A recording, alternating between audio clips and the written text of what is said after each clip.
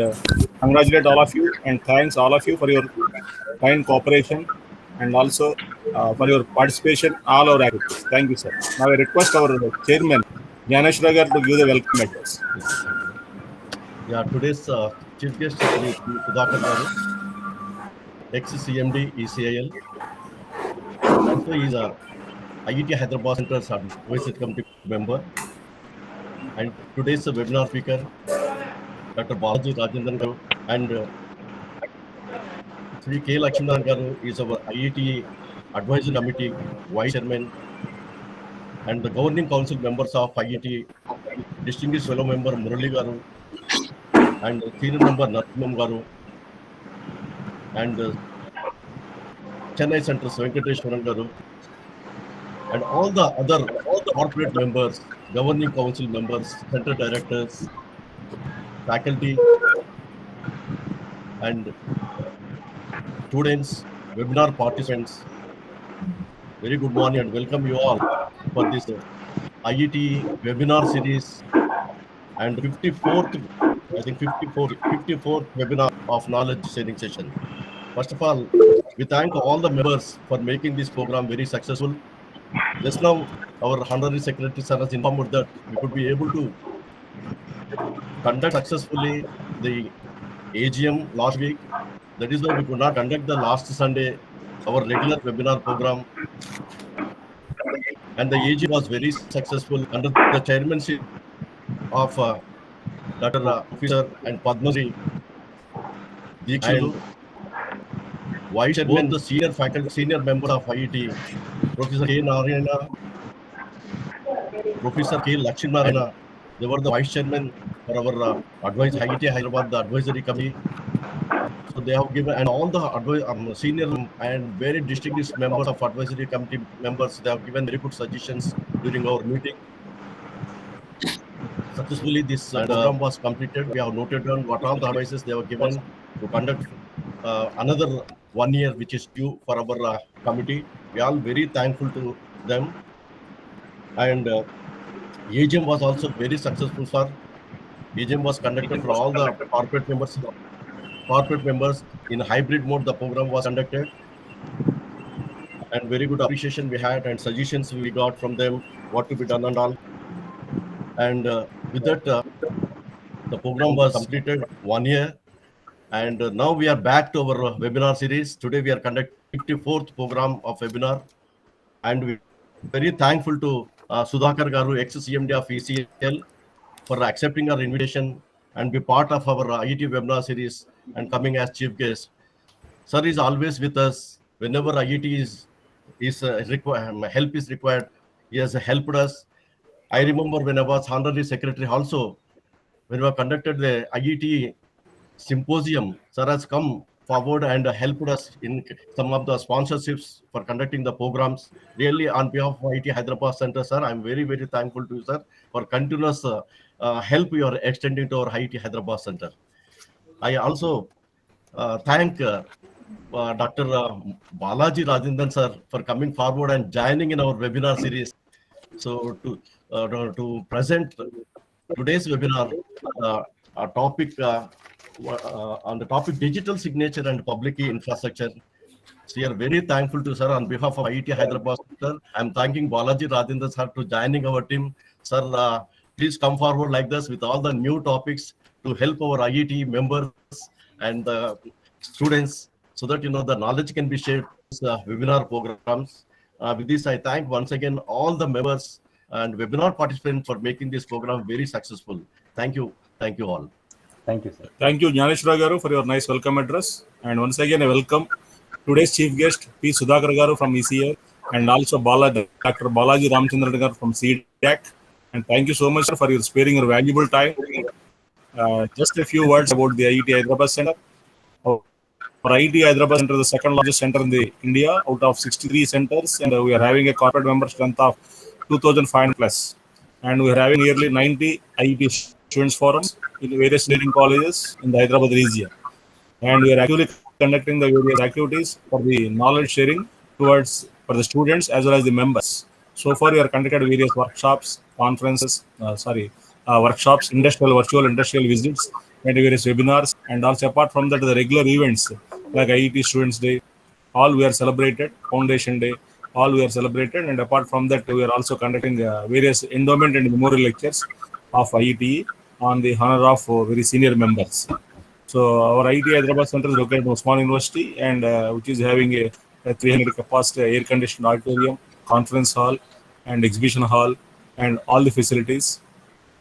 And also a request to today's speaker Balaji Ramchandra Rajendran Garu, if possible, please tie up some courses along with our IET and to conduct in future at least some, because now it is online. At least I request you kindly tie up with our IET also. We are ready to tie up with you, sir. And if possible, please give me opportunity to conduct the various courses or workshops along with our IET. It online through online courses, sir. Thank you so much, sir. My request, Sangamkar, sir, to read out the biodata of today's chief guest, Sudhakar P. Sudhakar garu. Thank you, Duli Namashawa garu. It's my privilege and honor to read P. Sudhakar's profile. And also I feel very happy because I also started my career with atomic energy at Atomic Research Center, Mumbai. And subsequently, perhaps we might have worked together for BrahMos. That is how I feel very happy to introduce you to this August forum. Sir, Sudhakar is presently working as officer on special duty to the Secretary, Department of Atomic Energy. He is the former chairman and managing director of Electronics Corporation of India Limited. He is graduated in electrical engineering from National Institute of Technology, Warangal, followed by postgraduate degree in integrated electronics and circuits from Indian Institute of Technology, Delhi. He had undergone advanced management training from European School of Business Management in Germany, France, and Italy. Sudhakar specialized in the field of control and instrumentation system. He has developed many electronic systems required for Indian nuclear program in association with Bhabha Research Center and delivered the equipment to all the indigenously built nuclear power plants. He is involved in the development of C4I system for Akash and BrahMos missile program in association with Defense Research Development Laboratory. He is associated with number of projects of strategic importance for nation undertaken by ECIL.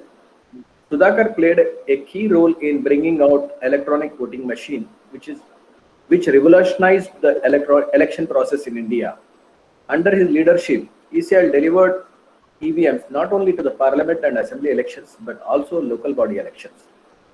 His efforts led ECIL to participate in the world's major discovery science program like Facility for Antiproton and Ion Research of Germany and International Thermonuclear Experimental Reactor of France, and supply critical instrumentation system to these programs. Sudhakar actively interacts with leading academic institutions and research organizations. He has presented technical papers in many international and national conferences. Sudhakar is honored with Elsina Golden Jubilee Award for his enduring, unwavering commitment to the development of electronic industry of India.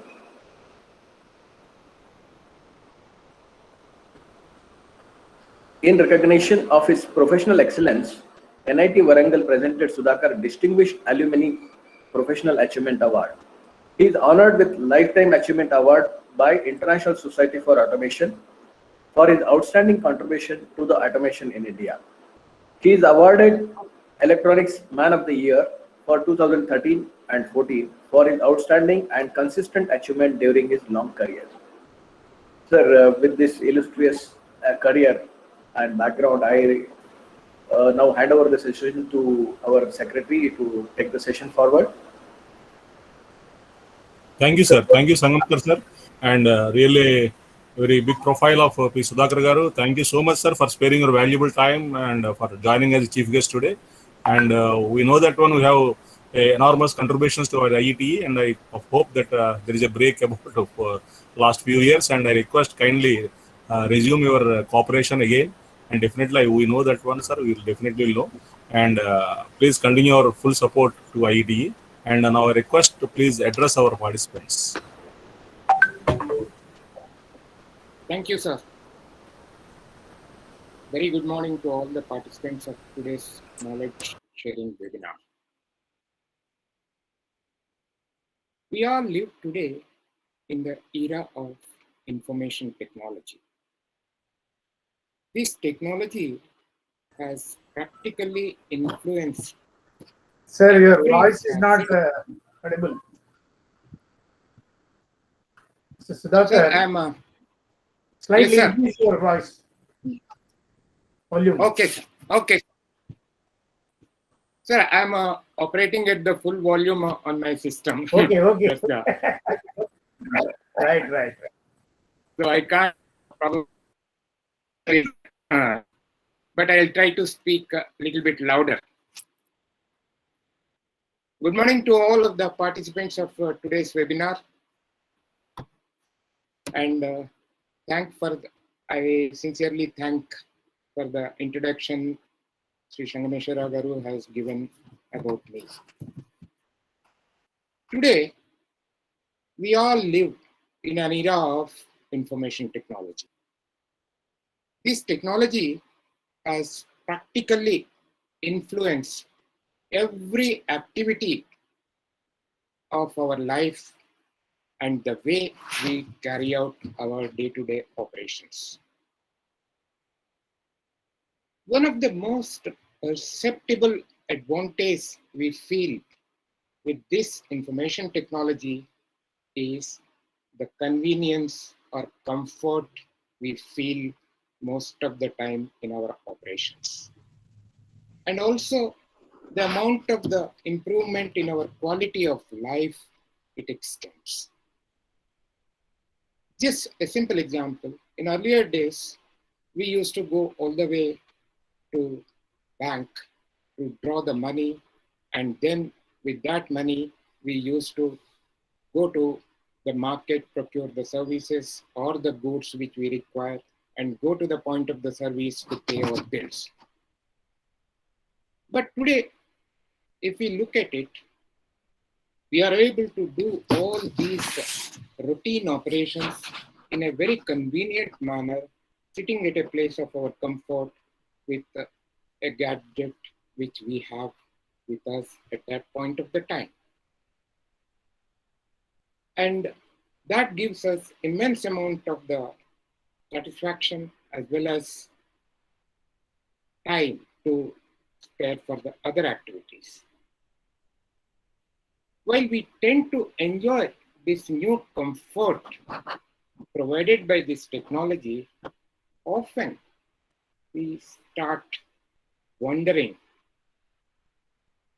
how safe and secure is the technology which we are using today. If I am able to carry an operation which is very important for me, be it financial or be it a commerce operation or a very important business operation, if I am able to carry out through a gadget, through a public infrastructure, why not anybody else can do that, and they can intrude into my operations and they can, what we call it as, hack my operations and take advantage of it.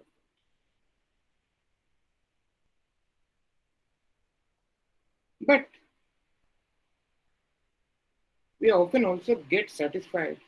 Probably that doesn't happen so easily because there must be some great infrastructure or an ecosystem which must have been developed over the years and which must be working seamlessly to make these operations safe and secure.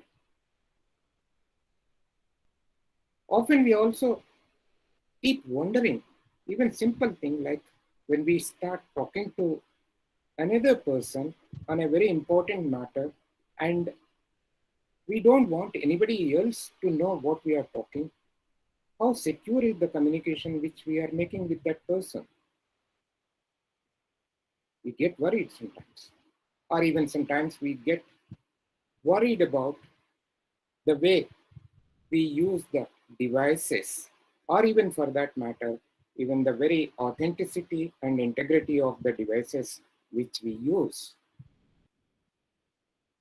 While some of us are involved in this kind of the backend infrastructure or the ecosystem which makes all this possible. It's always better to revisit what these processes, procedures, systems, rules, regulations, verifications, validations, and even the rules and laws which are being implemented day to day to know what is happening in this, if not for anything else, to get more and more confidence on the operations we do electronically day to day. I feel that for revisiting such kind of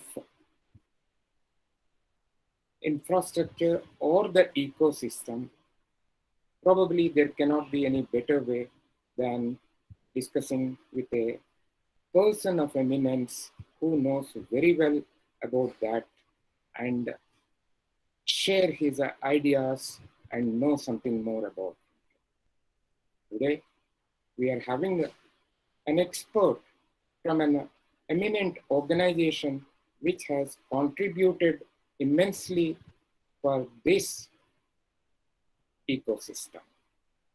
I heartfully congratulate IIT Hyderabad chapter for selecting this today's topic and bringing an expert and making us available his time and his knowledge today's knowledge sharing webinar.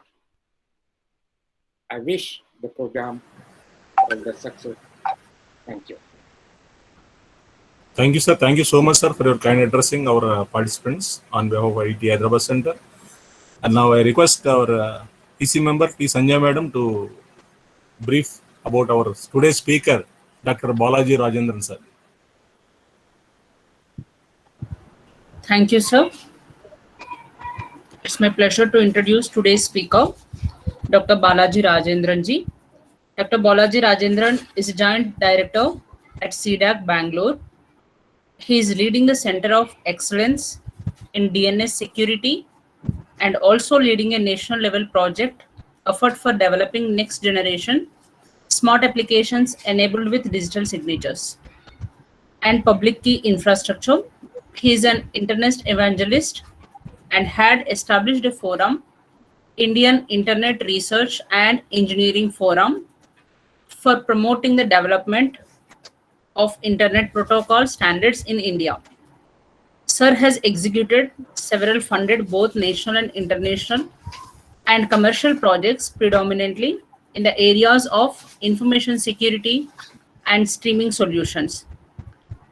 Dr. Balaji has more than 20 plus years of R&D experience in various segments of IT and has published 45 plus research papers in various international conferences and journals. Dr. Balaji Rajendran is a fellow of IETE, senior member of IEEE, member of ACM, and national expert member for developing IoT security standards by ISO. Sir has received national and international fellowships for attending internet research and engineering meetings and cybersecurity trainings.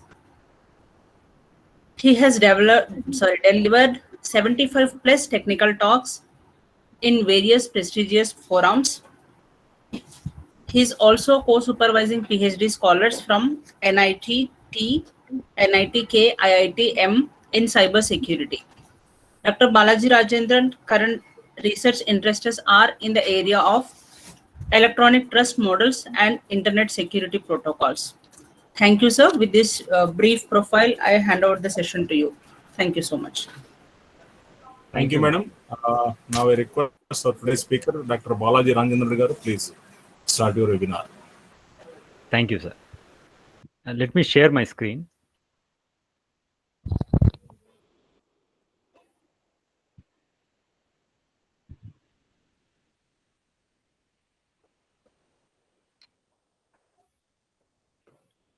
Sir, is this visible? No, sir, not yet, not yet. Now it's coming, sir.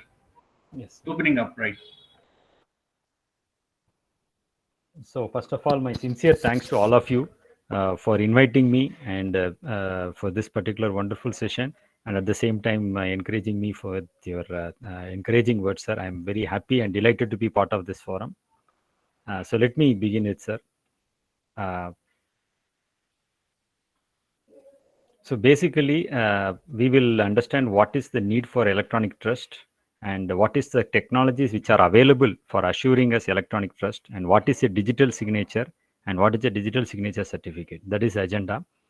So electronic world, sir also told in the introduction that when two people are communicating, let us say that A and B, so what happens is basically we look for meaning there should not be any third person who is coming in between these two people and trying to view the messages.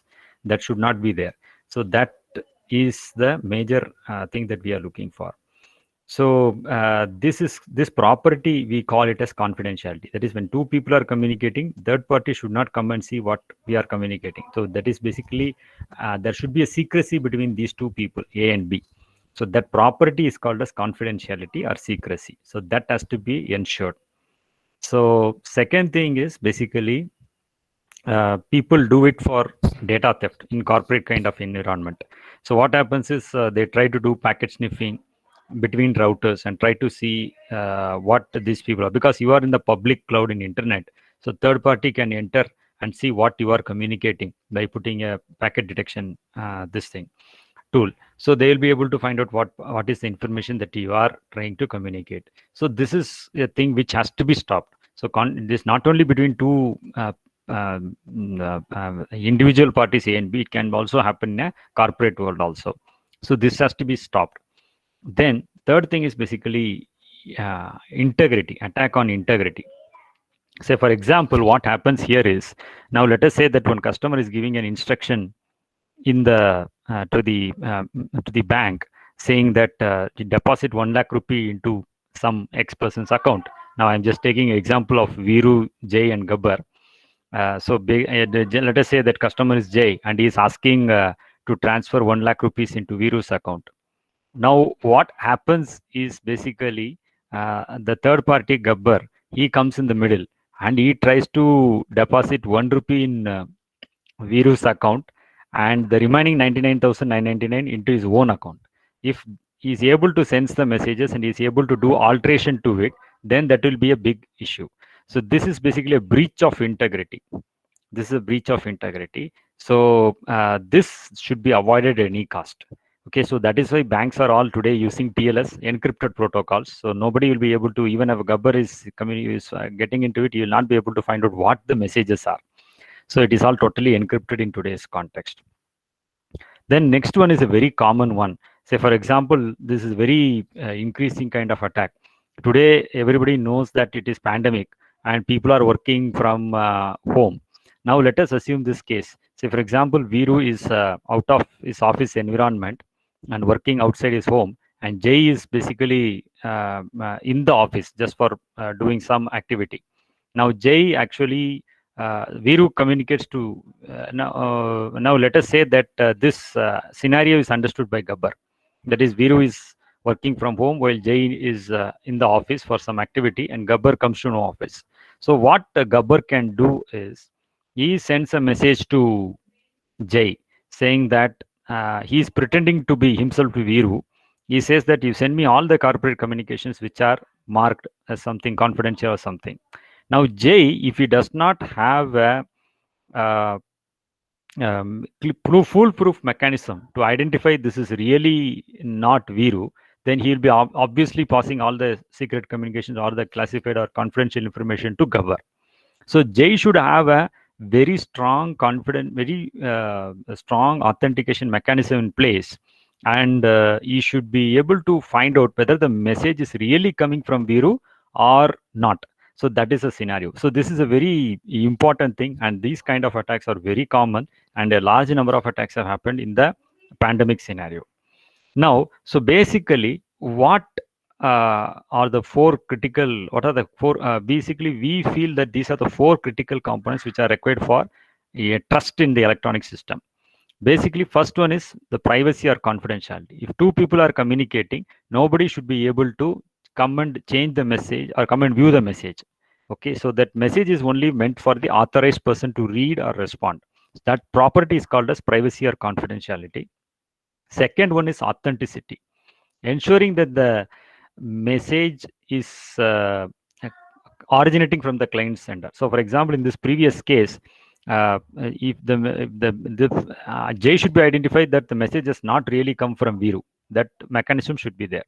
So, in simple words, if let us say that two people A and B are communicating, A should be sure that the message is really reaching B, and B should also be very sure that the message has really come from A and not from anybody. So that is called authenticity. Next is about integrity. Integrity, the thing is that if two people are communicating, the message should not be altered by any unauthorized person. So, for example, in this previous example of our case of Gabbar was trying to alter the content of the message. So that should not happen. So if this is basically breach of integrity. So integrity should be assured in any transaction. Last one is a very tricky one. It is called as non-repudiation. Non-repudiation is basically, I have sent some message to you. Later, I should not be able to deny that. Once I have sent the message, I should be responsible for that. I should not be able to go back on whatever I say. So that property is called non-repudiation. We call these properties basically as P, A, I, and N for easy remembrance. Basically, it is confidentiality, authenticity, integrity, and non-repudiation. If all these properties are assured in any electronic system, then we can trust the system. Of course, there are more other properties like availability, familiarity, and other things, but we will not get into it. But because the most critical is these four only. If these four are there, then we can trust the system. And in today's world, today's technology world, all these four properties are not assured by anybody other than the public key infrastructure system. PKI is the technology, is a system. Public key infrastructure is basically the system which assures you all these four properties of privacy, authenticity, integrity, and non-repudiation. So, and first of all, we need to understand that the PKI, generally when we say PKI, people think it has to be a technology only. No, it is not only a technology, but it is a ecosystem. Public key infrastructure is basically an ecosystem of a technology as well as policy. Policy means basically what has to be done. Say, for example, somebody breaches this, somebody tries to exploit this technology, then they should be punished under law. So all those things are taken care in policies and law. And also standards. Say, for example, if these four properties are assured, then obviously it should be everybody should be able to follow the same standards, same property. So that standards are also important. The last one is about implementation. That is, ultimately, it will reach the user through an application only. So implementers are the programmers who should take care of ensuring correctly following the technology, following the standards and the policy. So these four components, these are the ecosystem of the public key infrastructure. So now, first thing is, let us understand what is digital signature. Now, digital signature, when we say, it is basically a secret which is known only to the signer. And first, let me explain this, then I will go into further detail. See, when we are talking about handwritten signatures, it is very difficult for anybody to imitate a person's signature. Now, let us say it will be going to be extremely difficult to imitate your signature by anybody other than yourself. Even the family members or your own kith and kin or whoever it is, they will not be able to replicate your signature. The reason is the curves and the strokes that you use and the pressure that you apply on the pen is totally wired inside your DNA. So it is going to be extremely difficult for a third party to imitate that particular signature, and it is unique to you. This is something. So what we mean to say is a handwritten signature as a secret component, which can be used only by you. Okay, so that is the strength of a handwritten signature. So here in digital signature world, we also need to have something which is secret, known only to a given person. Okay, which is known only to a given person. Okay, so that will help you. The next one is basically first let me see what every person can keep as a secret. So one easier thing is say that we can keep, all of us can keep numbers. So the numbers can be any. Let us say that I am keeping myself as some number. Say for example, let us say 21, and you might keep something as 21 only, or you can keep some other number as a secret.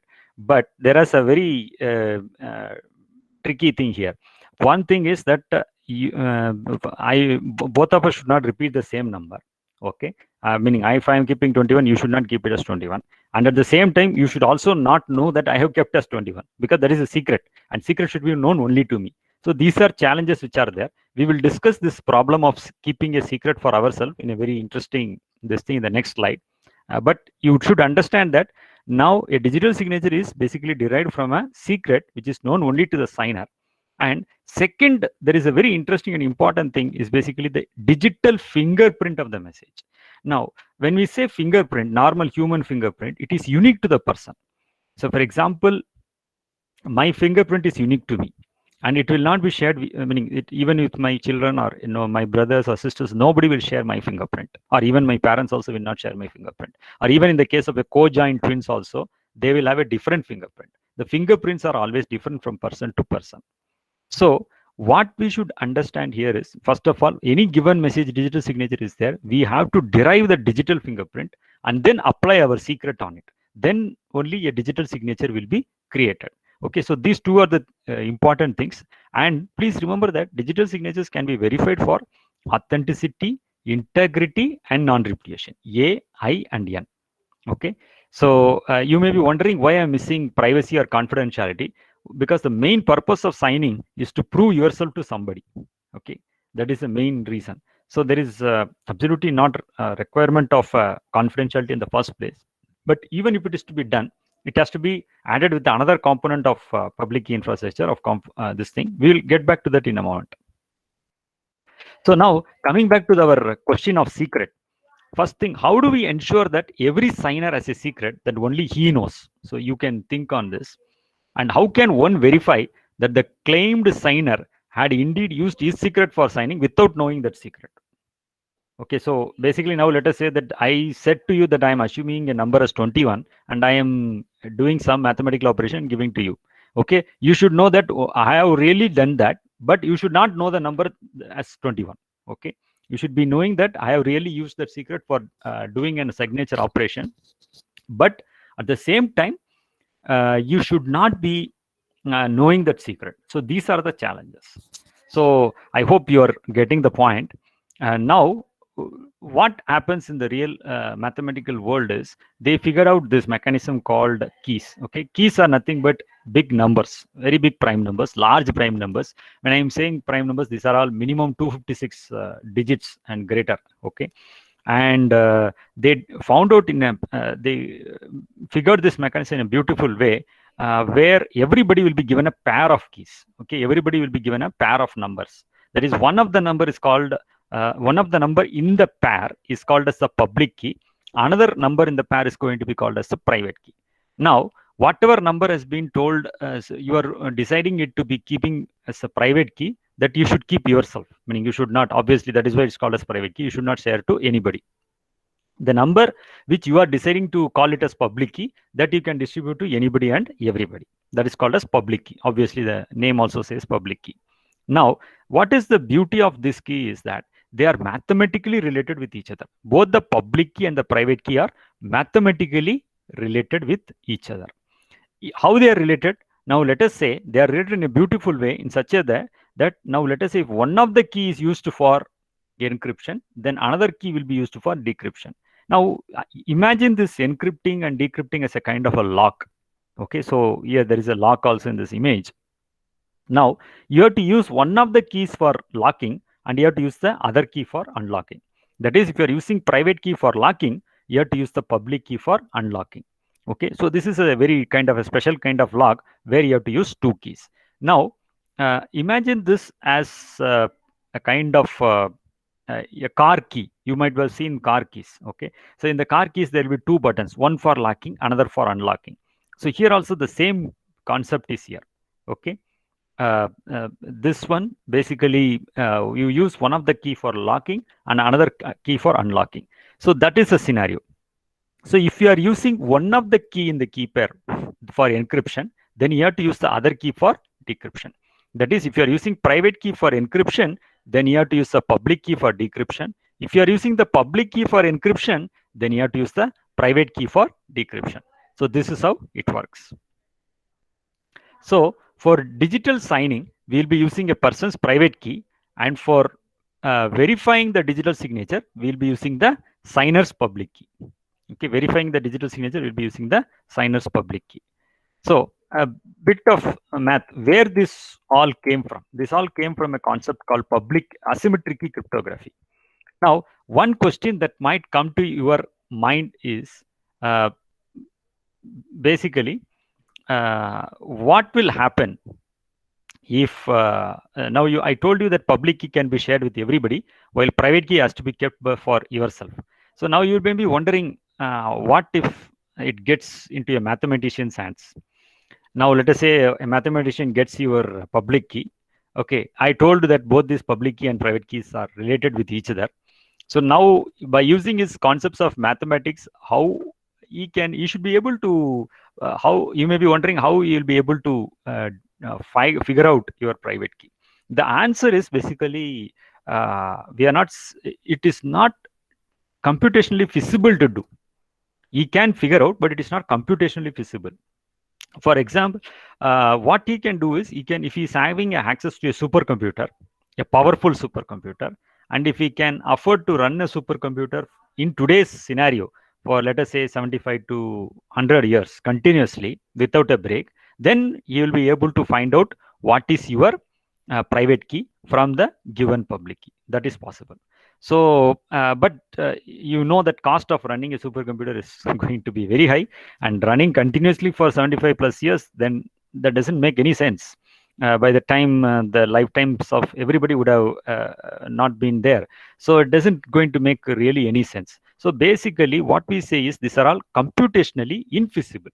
Okay, we are not saying impossible. We are only saying computationally infeasible today to detect a person's private key from a given public key. That is a thing.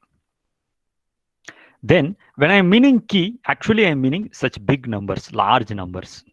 Okay, so we are writing it in a hexadecimal form. So basically this is what I mean as keys, such a big number, and public key is this big number.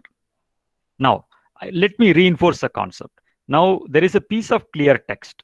Okay, I am encrypting this clear text with the public key. Then I have to decrypt with the private key for getting the text. Okay, now if I'm encrypting with private key, then I have to decrypt with public key. Okay, and please remember that I have to decrypt with the corresponding public key only. I cannot use somebody else's public key and decrypt it. I have to always use a corresponding public key for decrypting. Same here also. If I'm encrypting with public key, I have to use the corresponding private key for decrypting it. Okay, so this is how it works. Now, let us say that I'm trying to do like this. I'm encrypting with public key. I'm trying to decrypt with the same public key or trying to decrypt with somebody else's public key, then it will not work. If I'm trying to encrypt with private key and trying to decrypt with somebody else's private key or my own private key, it will not work. Okay, that is, I cannot use the same key for both locking and unlocking. I have to use the different key. Okay, it is basically the paired key. I have to use the different paired key for both for the unlocking process. So I hope this is clear. Now let me jump into the process of digital signing. Now assume that there is a message here, the first one. Now what you have to do is we have to generate a fingerprint of this message. This is a message and we need to generate a fingerprint of the message. So what we have is, in the concept of cryptography, we have a algorithm or a program for generating the fingerprint of a message. So that algorithm is called as the hashing algorithm. This is the algorithm that is widely used today. Whether you talk about digital currency or blockchain or whatever it is, this is being used today. And if you are using today, all of us are logged through Google and your passwords are basically hashed and stored. This is the algorithm that is used. This is what happens is this generates a fingerprint of the given input message. Okay, so this is a message and this produces a fingerprint, and we call the fingerprint in technical terms as message digest.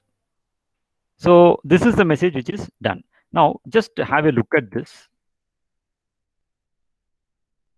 Just have a look at it and let me know what is the difference between these two. Just observe it.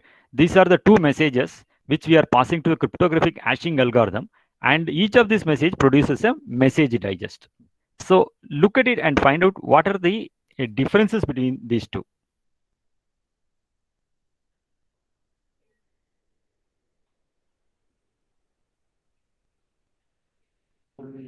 After 3 p.m., there is a dot. Yes, sir. Correct. Exactly. So because of the dot, the full that message is changed. Exactly.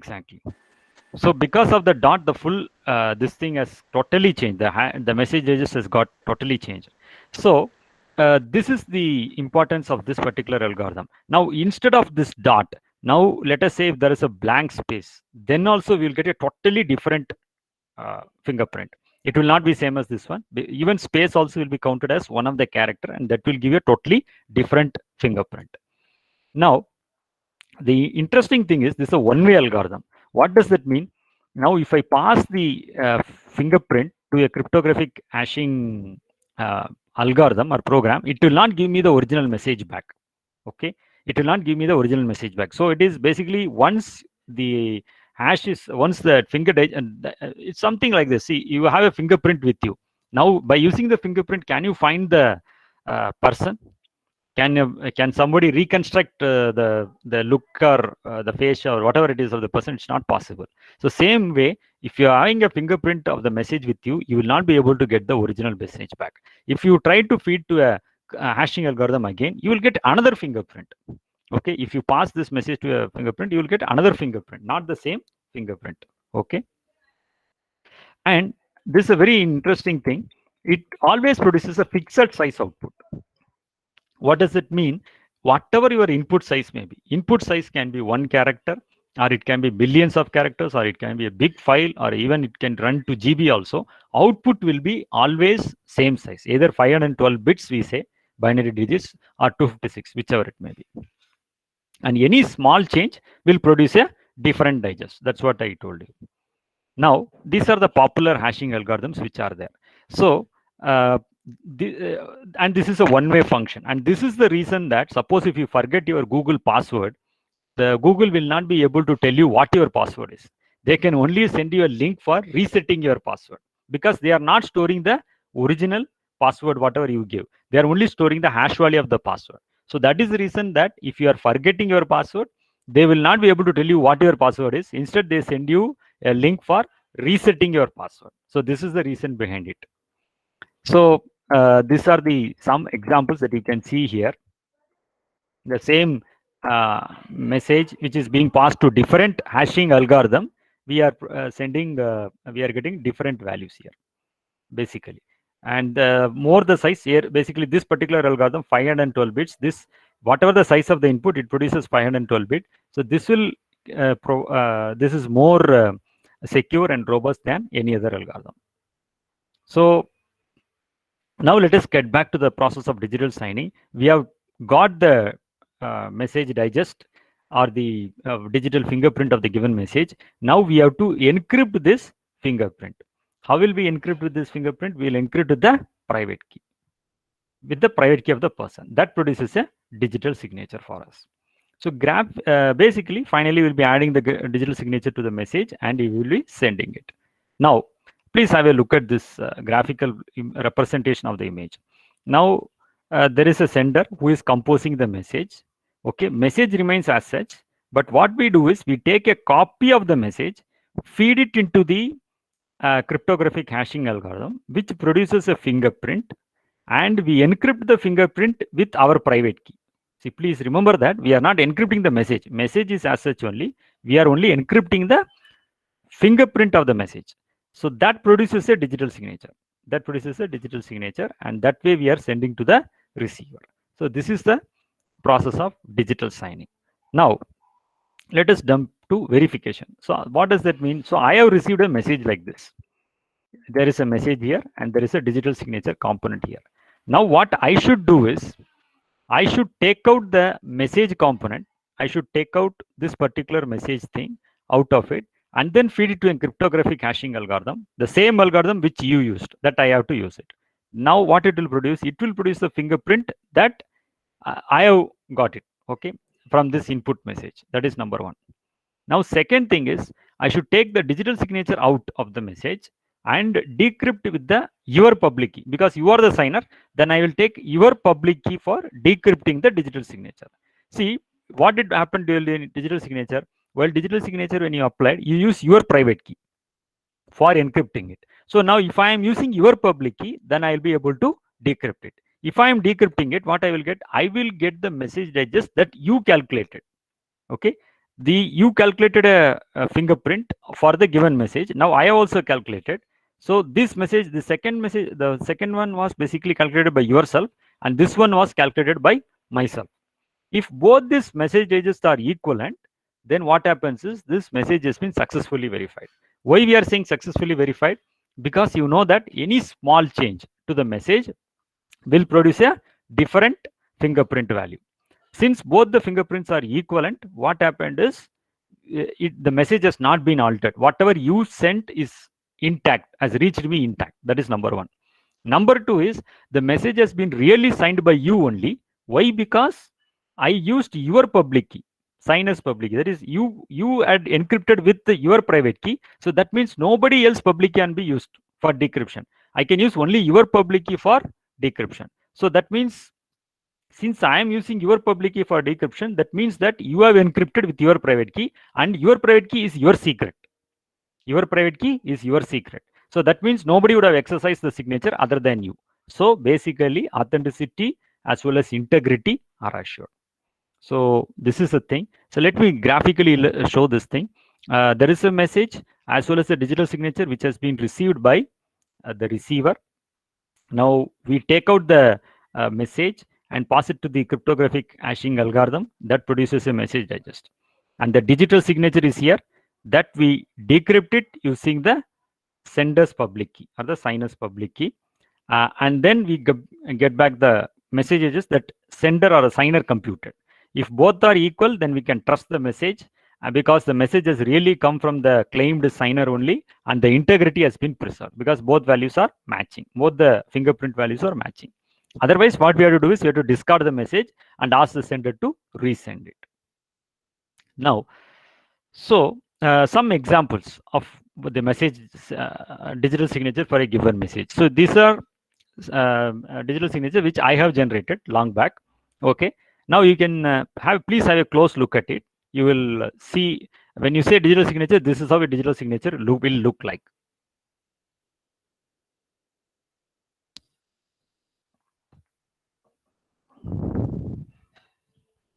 Now, in the last two examples, you can have a look at it. I am an engineer. There is one small difference, that is capital E is used in the third one, as well as in the last sentence it is small e is used. Because of this, the signature has changed. Why? You have to understand that these digital signatures are signer and content dependent. Okay, signer in the sense, first let us go to the content, because you have to understand that in a handwritten signature you do not change your signature. Now let us say that today you are signing one document, tomorrow you are signing a check leaf. You don't change your signature, you always maintain the same signature. But in the case of digital signature, that is not the case. The digital signature will vary from content to content. That is an example of this one.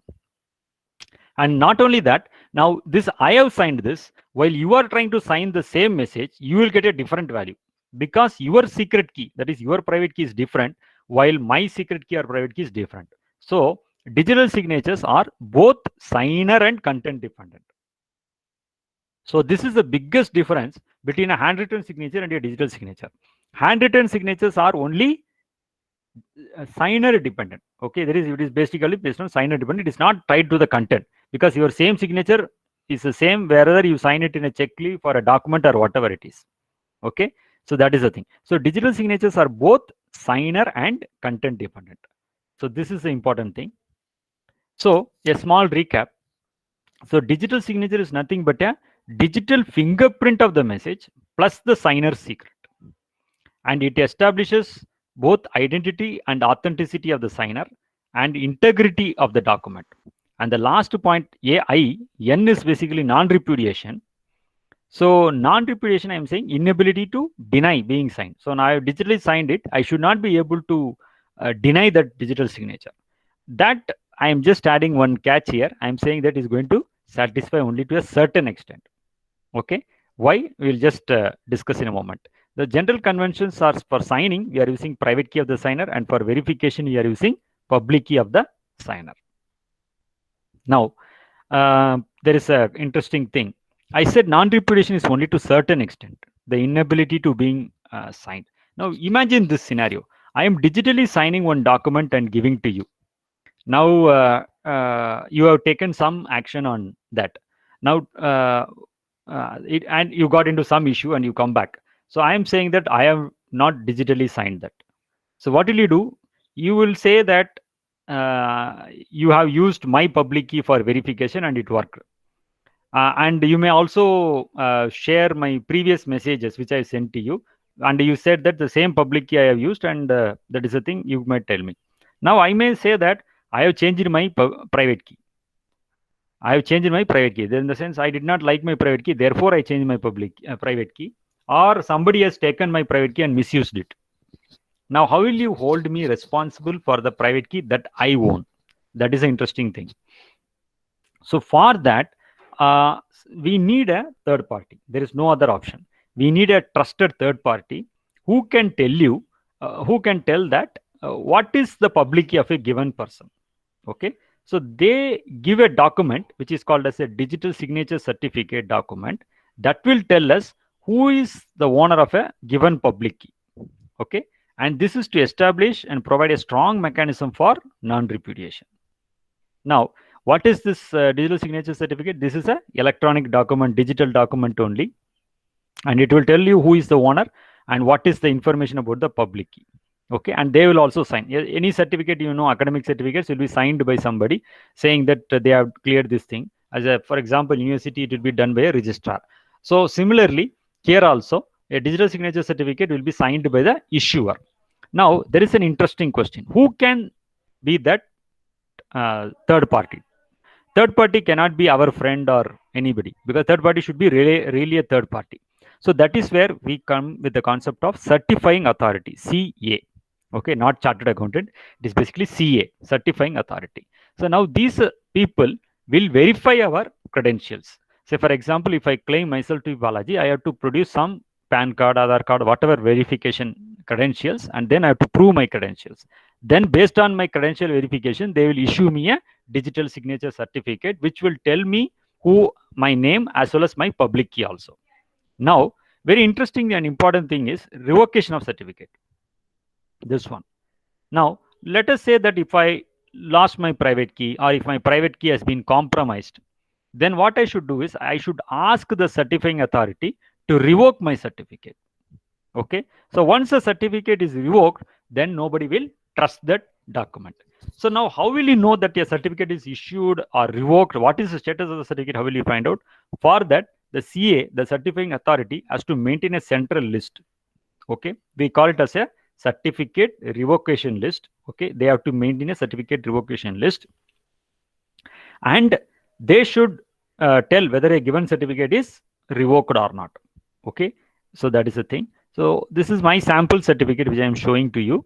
This digital certificate has been issued to Balaji, issued by somebody, meaning issued by a agency, and validity of the certificate, and what is the public key of my certificate. Again, these are all digital only. They are not physical. So this is how a certificate will look like. Now, another important thing is, how can we trust the certifying authority? Who or how we can trust the certifying authority? Because what if the organization goes away, runs away, things like that? Those are questions which come up time and again. As far as India is concerned, we have a very interesting scheme. There is an organization called CCA. On the left, you can see the logo, CCA. They are called as Controller of Certifying Authority, CCA. They are established by an act in the Indian Parliament in the year 2000. Basically, it's a government of India organization. So their responsibility is to regulate the certifying authority. Okay, their job is to license and regulate the certifying authorities. Okay, so anybody, any organization can become a certifying authority in India. There are certain rules and conditions that I will not get into it. So they will regulate them. So these people, the certifying authorities, as we are called as basically as subscribers in their parlance. So when we apply for a digital signature certificate, they verify our credentials and then they issue the digital signature certificate. Okay, so there are so many organizations, IDRBT, ENCODE, eMudra, CDAC also provides. So there are so many organizations which are there. Around 10 or so organizations are there in the country which provide digital signature certificate to the users. So the hierarchy, the trust hierarchy flows like this. So there is a central agency in India which is called as Controller Certifying Authority. They trust these people. That is, they issue a digital signature certificate for these particular CAs, assuring them that they are licensed to provide certificates to users. Then these people provide digital signature certificate to the actual end users, to us basically. So this is how it works in India. So this way the flow is very hierarchical, and moreover, if there is any issue, the CCA is fully covered and it provides legal sanctity to a digital signature. And any any digitally signed document which follows this particular scheme of hierarchy is valid in the Indian Court of Law from the year 2000, because this law was enacted in the year 2000. So any digitally signed document is legally valid in India from the year 2000 onwards. Only thing is they should have followed this particular hierarchy of digital signature. So this is my current certificate that I will go into it later. So what is the issuance process? You can just go and visit one of the certifying authority, and you can apply. You can apply for a certificate, and then you can make the online payment. They give a crypto token. They issue a digital crypto token to you, and the token will contain. You have to use the software in the token to create your private key and public key. So and then the token will look something like this. It looks like a pen drive, flash drive. So now what happens is this based on your public key, there will be identity information which will be figured out, and that they will be digitally signed by the certifying authority and given to you as a certificate. So when I am saying it is a token, I showed you it looks like a pen drive, but you need to understand that it's not a pen drive.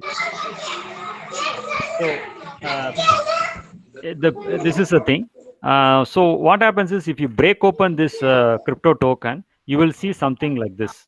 The inside the black chip, there is one seal which is there. Okay, so the seal will contain your private key and public key, private key basically. So now if you try to break the seal, then the entire chip also will get collapsed.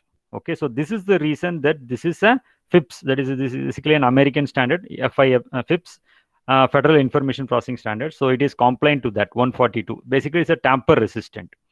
And why this we are using as a pen drive? Because this is basically can be used in any machine. That is number one. And second thing is this is having a co-processor with it. What does that mean? It is not a memory device. It's basically it is having a processor within it, and it will work along with your microprocessor in the system. It works along with it. Okay, that is the thing.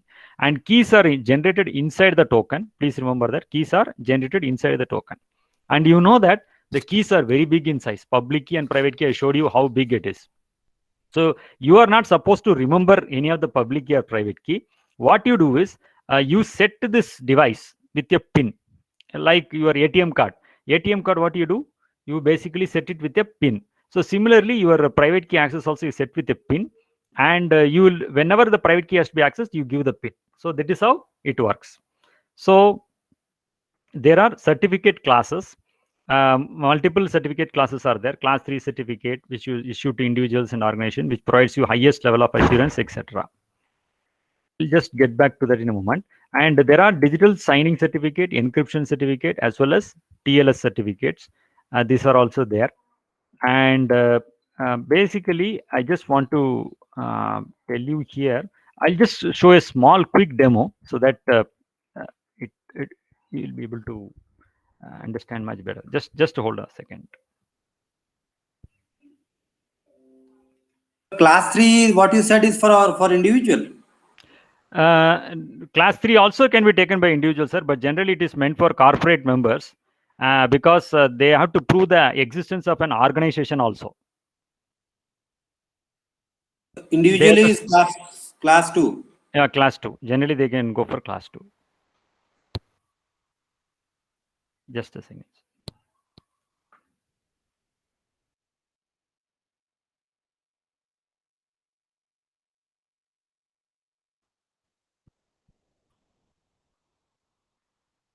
So here, 1 second, I'm just sharing.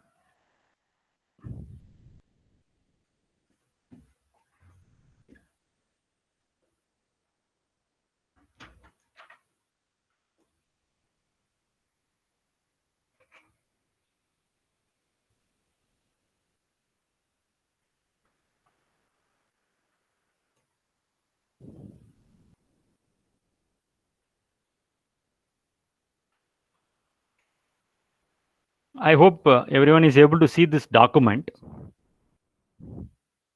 Not yet. Notes are not visible. Okay. Is it visible now, sir?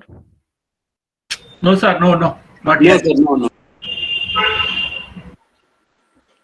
No, sir, it is not visible. Oh, 1 second, sir. 1 second.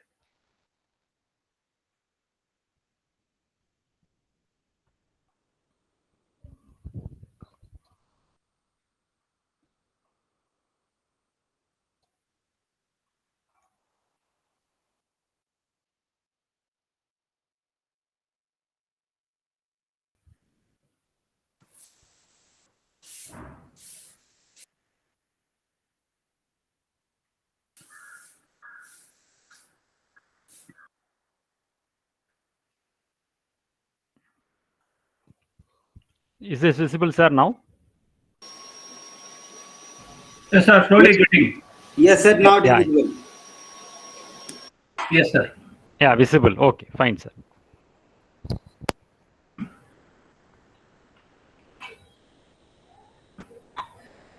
So I'm just typing, this is a test document. I am saving this. Okay, I'll just save it in my desktop.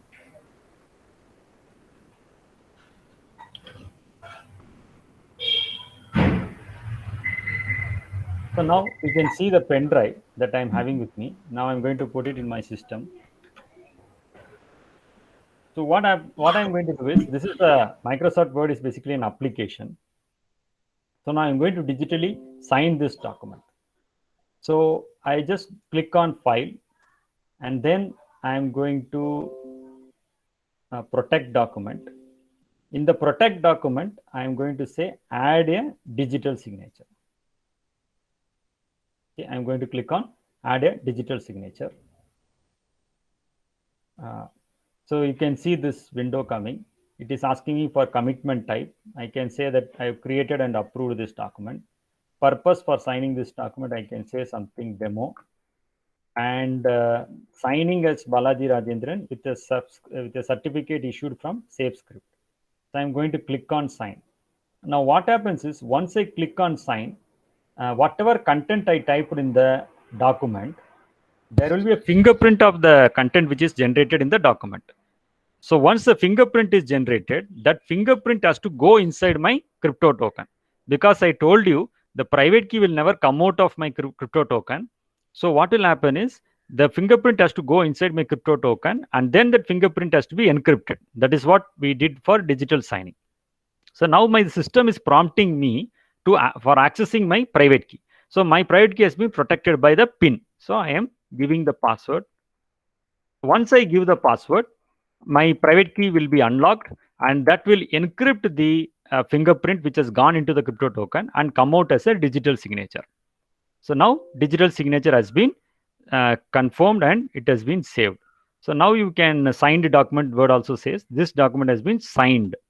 Okay. So what happens is, it says that this is a signature. It will show you You can click at the bottom and it will show you the document has been signed on 4th July 2021. We can see the details of the signature also. And now let us see the certificate. So you can see the certificate. This document, once you signed, you can see the certificate that this certificate has been issued to Balaji and issued by SafeScript sub CA, is one of the certifying legal certifying authorities in India, and validity period of the certificate is April 2021 to 23. Now let us go into the details tab and we can see the serial number of the certificate.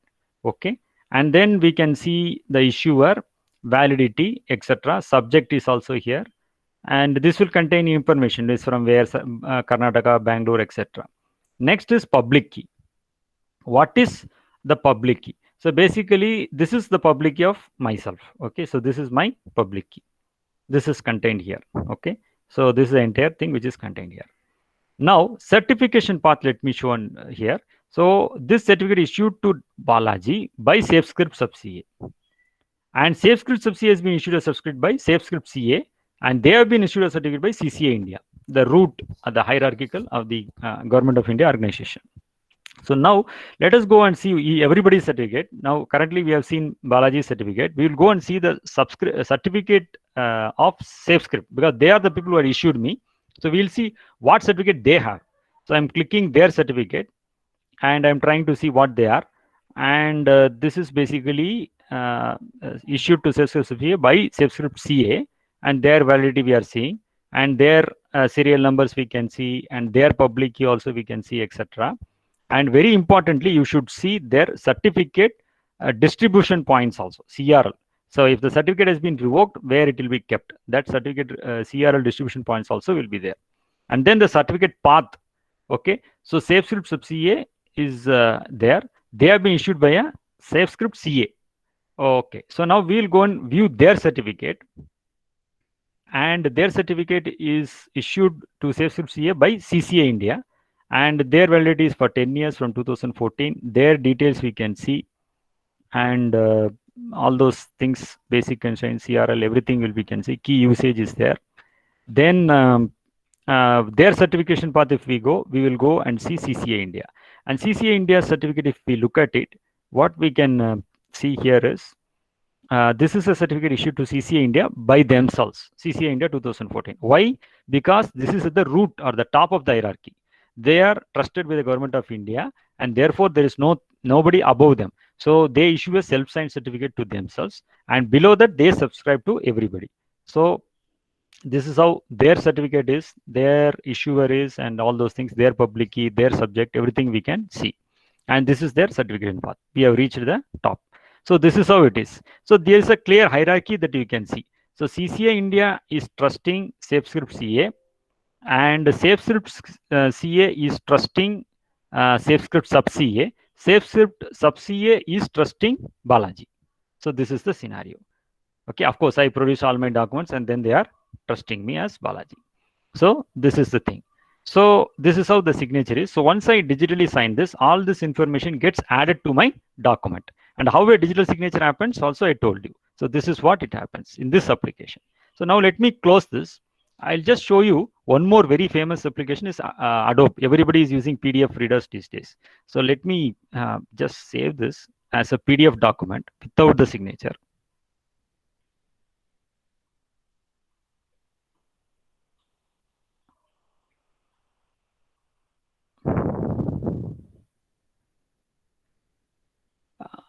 I'm just opening it. I'm just sharing it.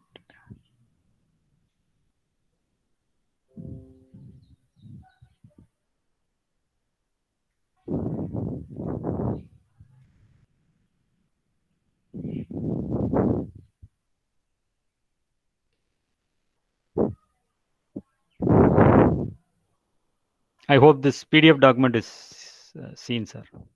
No, sir. No, sir. Not right, sir. Yeah. Okay, sir. Slowly getting into it, right? Yeah. So now what happens is you can see this PDF document here. This is a test document. So now we can click on tools.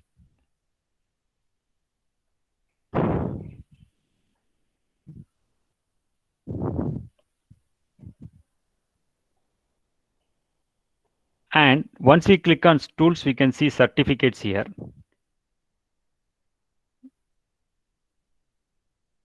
So I'm clicking on certificate. Now there one new tab is there, digitally sign. So I can click on digitally sign. It says that you drag one rectangle area. So I'm dragging a rectangle area here. So what happens now is, now Adobe will, once this is a document, it will try to first generate the fingerprint of the message. So first of all, it is asking me which key to use. I'm just saying continue. And there is so many things are there. Standard text, let me go. Okay, so this is how it look like. Now, before I click sign, I want to tell you what will happen. The fingerprint of the content will be generated by Adobe, and then they will send the fingerprint to my crypto token. Okay, so once they send the crypto token, it will ask me for PIN. So right now it will says that actually every application will behave differently. So this is saying that I will create a signature like this in your document. Okay, it's actually Adobe adds a lot of information, not only date, it also adds the time also, what time we signed, and also adds the time zone also. Okay, time zone was not there in Microsoft, but this was actually added here, time zone also. 5.5 hours is basically GMT time zone. So now I'm clicking on sign. So once I click on sign, what happens is the fingerprint of this document has been generated. It is asking me to save it in a different name if I want, but I would like to go and save with the same name. So fingerprint has been generated. The fingerprint is sent inside my crypto token. So now once inside my crypto token, it is requesting for the PIN number. It is asking for the PIN. So I'm giving the same PIN, whatever is for my crypto token, and then I am logging in. So now what happened is this has been digitally signed. It says that this has been digitally signed by Balaji Rajendran from this particular date and time. So this is how it looks like. So this is the process of digital signature creation. And here also you can see the same thing, signature properties, and show signer certificate you can see. And Dr. Balaji Rajendran is a sign you can see here, and you can see the information, meaning the appearance will be different. How it appears, you can click on details, version 3, and you can see the serial number and public key, etc. Everything is same, only the thing is appearance will be different. So every application will behave differently and will show their different kind of things. But of course, the content is same only the appearance will be different. So this is the technical process. Each and every application will have its own this thing. So now let me get back to the slide. So if there is a revocation of the certificate, it has to be checked. Say for example, in this case, what will happen is, one second. This is my certificate. If the certificate is revoked or not, then we can go and check here. This is the URL. If the certificate is revoked, then you should not trust my signature, because what you can see in this particular list is you will see the serial number. If my certificate is revoked, then this is the serial number of my certificate. This serial number will be kept in the particular revocation list in this document. If my serial number is not there in this particular URL, then you can trust my certificate. This is how the digital signature verification works. So coming back to this thing, this is how the process happens. Just a second.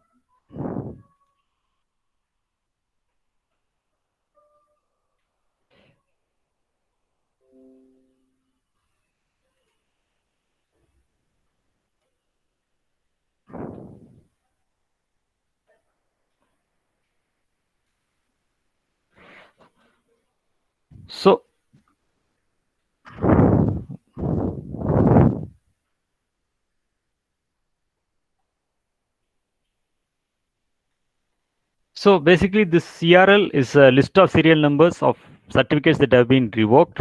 And so if you feel that your certificate has been compromised, you have to call your certifying authority and tell them so that they will revoke it. Like you lose your ATM card, then you call your bank and tell them to block the card. Same thing happens here. And who maintains the CRL? The certification, the CAs will maintain the certificate revocation list, CRL. So that is the thing. And they will update twice in a day. this is how it works actually.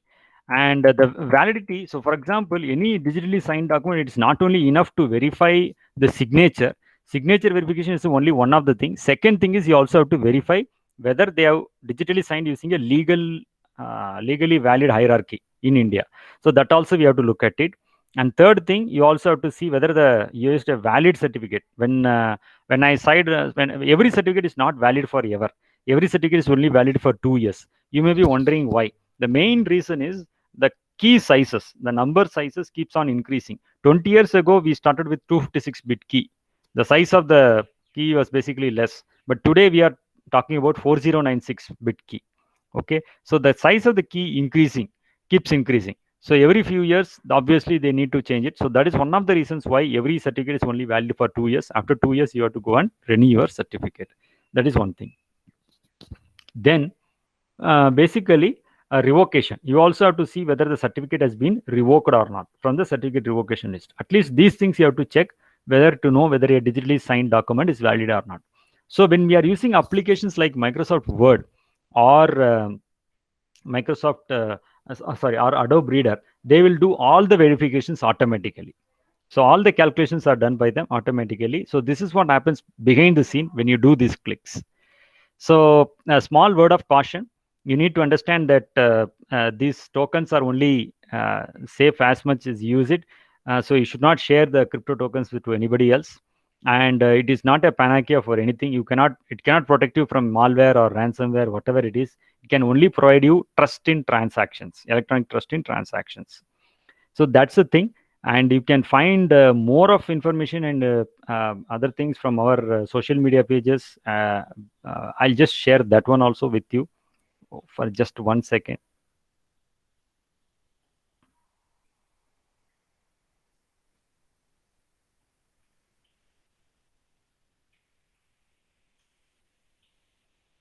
So this is our website, basically, pkindia.in, and you can look at it. There are so many resources also here: movies, presentations, videos, glossary, puzzles, even games are also there. And there is a barometer and other things. And you can also look at this one.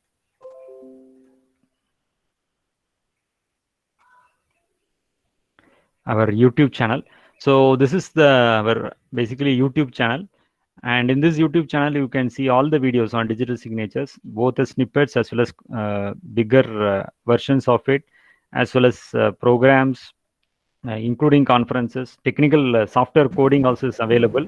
Everything is available in this channel. You can have a look at it. So this is actually youtube.com/pkindia. And we also have a Facebook page also, facebook.com/pkindia. And same with, we also have a Twitter handle also. So that's it from my side, sir. I'm looking forward for your questions. Balaji, sir. Yes, sir. I am P. Narasimha, retired from DRDO. And it is your lecture is indeed a very good and very elaborate lecture. Indeed, reminded and refreshed our fundamentals and updated on some works what we have done some 30 years back. While myself, Professor K. Lakshman were in DLR working on the public key encryption, the RSA algorithms and all these things. I have got only one question to you. Thank you. Yes, sir. Tell me, sir. Just like this validity or authentication of the digital signatures within India, we have CCA. Yes, sir. Are these signatures are valid internationally? Any such body is there? Very good question, sir. Basically, only thing is currently India has some tie-ups with certain countries. So Indian certificates are valid in Mauritius. There are efforts being made with Korea for recognition, but as such, there is no cross-country relationship is not there.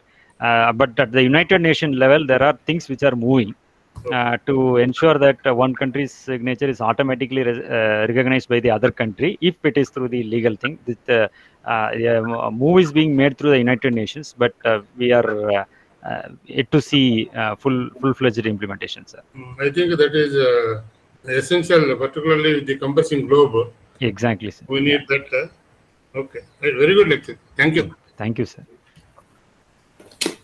Balaji, excellent. Thank you, sir. Yeah. Dr. Balaji, you are actually excellent, no doubt. Thank you, sir. But in spite of all these innovations and developments, still a lot of hacking is going on. Yes, sir. In America, all IT companies, they had their data tampered. So how do you explain that? Sir, basically, this will only protect you on certain things. Nobody will be able to change your message. Nobody will be able to see your message and this thing. But how nowadays things are happening is they first of all try to cheat us. They send you, let us say that even for example, COVID registration recently, which was happening in India, they send that you can register for vaccination through this link. So that link is a bogus link. So if you click there and you give your name and data, so they will collect all the information and then they start trying to cheat you through other ways. So this is one just example. So nowadays it's mostly from first step itself is cheating only. They somehow try to cheat us. They make us to come to their website illegally or trying to do something, and then they try to get all the information from us and then they try to steal. So that is what is happening, because today it's not possible. For example, suppose if I'm transferring money from my bank account from one person to another, it is not possible for somebody to come into that transaction and change the value or look at it or whatever it is. That's not possible. So what they do is they try to do as much as possible, try to put some rogue programs in my system and try to see what I am doing, record whatever I am doing, and then try to do other criminal activities. So that is how they are proceeding, sir. Sir, is it true that even if you lift a telephone, unknown number, they'll be able to tap your data? Is it true? No, sir. No. If you just lift your phone, nothing will happen. Only thing is, if they are already implanted something in your phone, meaning through something, some program they have already implanted in your phone, then it will become you might be in a issue. But otherwise, if you just receive a call and if you are sure that your phone is clear from any malware or anything, nothing will happen. You can say lift your any phone call. No, not at all an issue. Sir, in simple word, can I say that pin of the ATM is private key? Yes, sir. You can say like that. It is, but only thing is, when we say key, basically it is not only a simple secret. It is having a corresponding secret also in our thing. So there was a private key and the public key. In an ATM card, what happens is there is only one value, one secret is there. That is the thing. That is the reason we will not consider that as a secret. It is a secret, but it is not as strong as whatever we discussed now. Sir, we say that CIA triad. Yeah, correct. Confidentiality, integrity, and availability. Yes, sir. Today you said CAIN. Yeah. I did not talk about availability. I talked about authentication. The reason behind that is availability can be done if you have enough resources with you. Meaning, basically, when you have a lot of bandwidth, lot of systems, you can keep on creating duplicates and redundancies and ensure that the system does not fail. So that way, if money and resources are there with you, obviously availability is a easier thing. But for a normal person, that does not matter also. Availability can probably even wait for a few minutes, nothing might happen. For critical systems, availability is very critical. But authenticity is very important for an end user.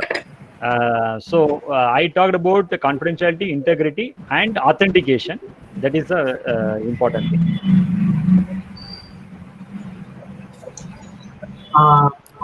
Excellent talk, sir. Thank you. Thank you, sir. Yeah. Thank you, sir. Sir, I have one question. Yes, sir. See, generally, this key has to be transmitted through the same communication line. Yeah. Let us say message has been given already, and that line has been hacked or spoofed or something. They try to intrude somehow. Yeah, our key also will get disturbed, and that key may be altered also or something. How do we avoid? How do we send that key to the destination properly? With the safety. Very good question, sir. Very important question, actually.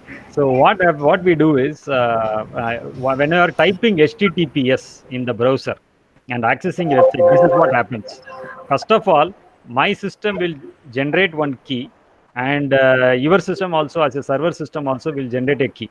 Meaning we both will arrive at some mathematical formula is there that's called Diffie-Hellman algorithm. I will not get into it. So what I mean to say is both of us will arrive at the same key, you and myself, and we try to exchange these values.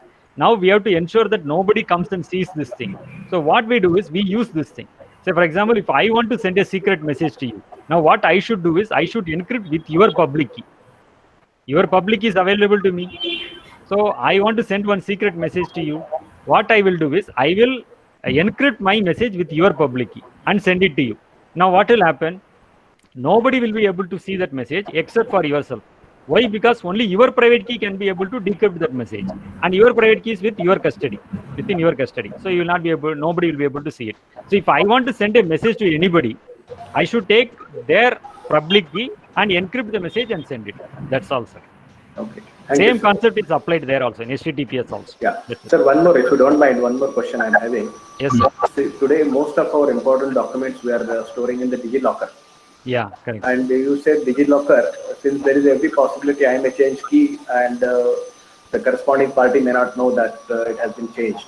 Yes, sir. So that's why we are giving it to third party. But Yes. how is it safe with the third party?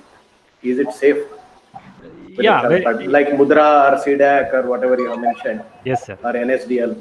Yeah, NSDL, correct. Yeah, is it safe? Yes, sir. They are regularly audited and verified by CCA. CCA is established by the Parliament, Indian government. So obviously that they will keep on. They have process in place. So there is a regular audit which happens. So once in a year or 6 months, I think there is a regular audit, and they come and regularly audit the process and everything. So if there is any grievance, then automatically they will take over and hand it over to another third party or whatever it is. So that way we are protected actually. In the so basically, really speaking, we have studied the PKI ecosystems which are there in other nations also. But the most reliable thing and among the well-developed nations also, India is the most robust model and secure model from the security point of view. Okay. Thank you, sir. Thank you. It was an excellent session. Thank you, sir. Sir, one question from Yes, my sir. side. I am Manoj Kumar, Director Security, Andhra Pradesh, Vijayawada. Yes, So, how to know whether our digital signature was compromised? Because we are sending the documents, but how to know our signature was compromised and how to come out of that? Whether we have to take another fresh digital signature, the token, or the audit procedure? Yes, sir. There are two questions actually. One sir. is first question is basically if you how to know you are compromised. That is Yes. very difficult. Unless otherwise you know that you are compromised, that is going to be extremely difficult for anybody else to know. That is number one. But second thing is once as soon as you come to know that you have been compromised, you immediately call and revoke the certificate. That's all. And you can take a new fresh certificate. No problem at all. It's again taking a fresh certificate is only a key changing, so that they will give you a try, immediately they will give you this thing. So that is a process oriented aspect. But whether you have been compromised, that you only able to be tell. That is it. Okay. That is. Sir, I think Sharma sir. Yes, sir. Go ahead, sir. Sir, that means you want to say if we can change our keys with our token whenever we want. Yes, sir. You can call the certifying authority and you can ask them for a change. If you feel that keys have been compromised, they can issue a new certificate to you. So that is the thing. They have to issue a new certificate, but all will happen digitally. So just you need to again rework your keys and rework the things, and that should be done. That means in such a case, we have to purchase new certificate, or they'll automatically change on our request. Your request, based on your request, they can change you. But I think there is some nominal cost because you are already having the token with you. So they can give you another this thing, and they can this thing. See, one thing we have to be very clear is definitely token would not have been compromised because I told you, I showed the seal of so token can meaning the private key would not have been, somebody would have known your PIN, or that is a general case which happens. I might have shared my PIN, which is simple, whatever it is. So that might have been the case which might happen, or somebody would have taken this token and misused it, something like that. If you don't have the token, obviously you have to pay for it, for a new token and a price. But if you're already having the token, you can ask just for a new certificate. So that should be very, very nominal, or maybe zero. I mean, it depends on the provider. That's it. So what is the possibility of compromised percentage of the overall digital signature? Let us say like 1%, 2%, or a fraction, just to know the how many are going to be compromised. Compromise, basically at the user level, there is not much of compromise. But what we have seen is somebody giving the private this crypto token to the subordinates and asking them to sharing their private key. So that kind of compromises can happen. But generally also 99% there is not any official complaints are not there. That is one thing. But what we have seen is sometimes compromise happens at our issuer. See, I have been issued a certificate by one of the CS. If they get compromised, or if their process has not been correctly followed or something, then again all my certificates will get revoked. Not only me, whoever got from them will have got revoked. So then again we have to go for another provider, get it done. So that may be the case which might happen. But obviously that the CC has enough process and things in place to look at them, to address such issues. Then who is auditing the CCS? Government of India side, anybody is auditing the CCS regularly on regular basis? Yeah, all the CS are regularly monitored, regularly reviewed, and their process are looked into, and their everything is looked into. This is that CCA will be representative in that committees also, and they are regularly doing it. Sir, I think Sharma sir has raised his hand, sir. Please go ahead, sir, if you are still in the webinar session, or we'll wind up the session, sir. Pariksha, sir, go ahead, sir.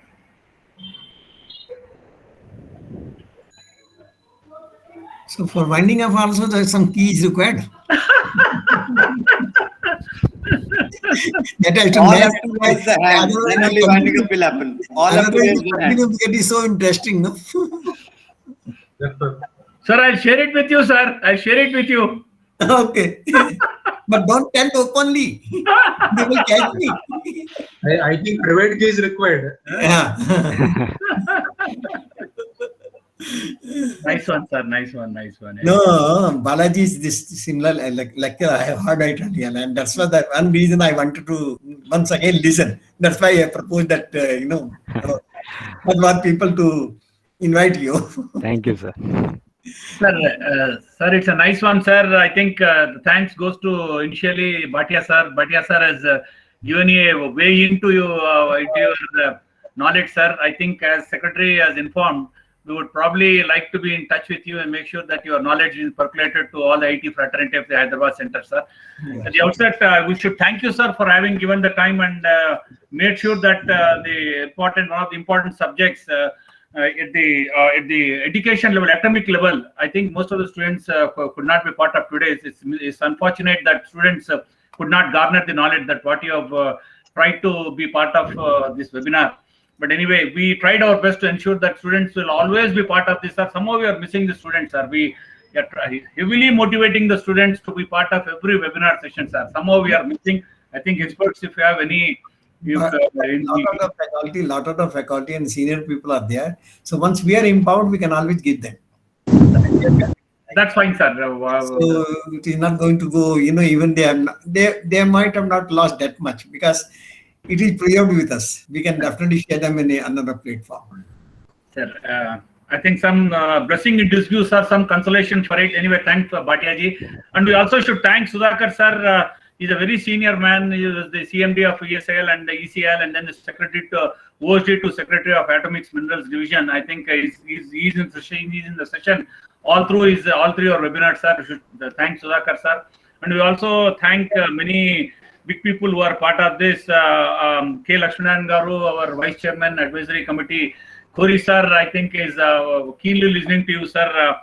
And we also have Murli sir, distinguished fellow Murli sir. We also have Ramesh, the Governing Council member. We also fortunate to see the chairman of the Chennai Center, Venkateshwaran sir. We also have Bhatia sir, Thakre sir, Ravi Kumar, PN Rao. He also asked you a couple of questions. Then Anupam Tiwari, then we have Christopher John.